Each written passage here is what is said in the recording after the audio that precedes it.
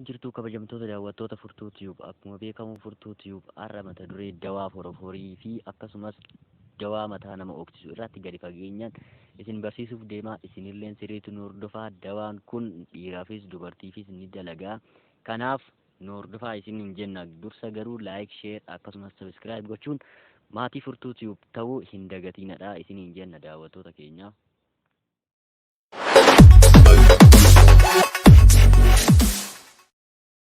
Tole sirriitti nu caqasaa isiniin jenna daawwattoota keenya. Dursa foroforiin karaalee inni ittiin nutti dhufu beekuu qabna jechuudha. Sababni isaa dawaa kana eega fayyadamnee booda rifeensa keenyaaf eegumsa hin goonu taanaan nutti deebi'uu waan maluuf jechuudha. Karaalee foroforiin ittiin daddarbanis filaa nama foroforiin faalamee yoo fayyadamne, koofiyyaa namoota kanaa yoo fayyadamne akkasumas gongiinsa mataa keenya sababeeffachuun nu mudachuu danda'a jechuudha. Kanaaf karaalee inni ittiin dhufu danda'u kanarraa of eeguu qabna jechuudha.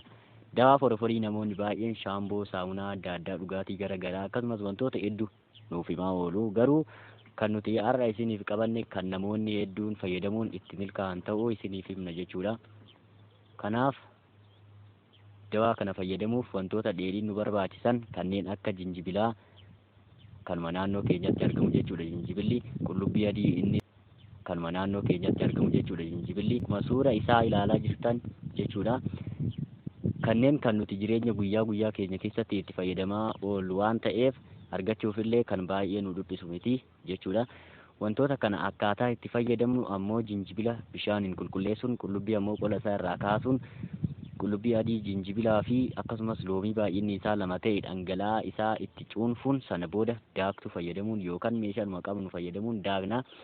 Sana booda daakamaa isaa caalaltuu fayyadamuun dhangala'oo isaa keessaa cuunfinaa bishaanichas rifeensa keenya keessa iddoo foroforiin jiruu fi foroforiin nu nyaatu gohaantii pilaastikaa yookaan pistola fayyadamuun iddoo foroforiin jiru cuunfaa kana itti dibnaa jechuudha. Sana booda daqiiqaa walakkaadhaa haga sa'aatii tokko eeguu qabna.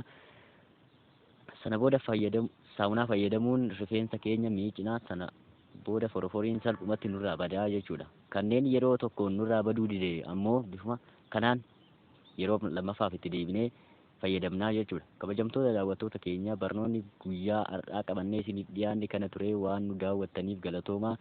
Qophii itti aanuun mata duree biroo qabannee amma isiniif dhiyaannutti turtii gaarii isiniin jenna.